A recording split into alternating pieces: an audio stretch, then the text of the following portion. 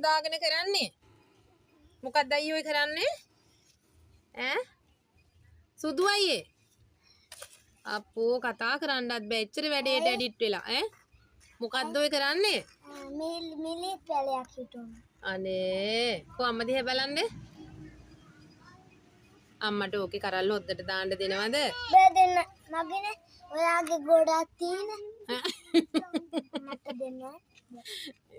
අම්මට හොද්දට දාන එකක් දෙන්න බෑ ඇයි කරල්ල ආපුවම දෙන්න දෙන්න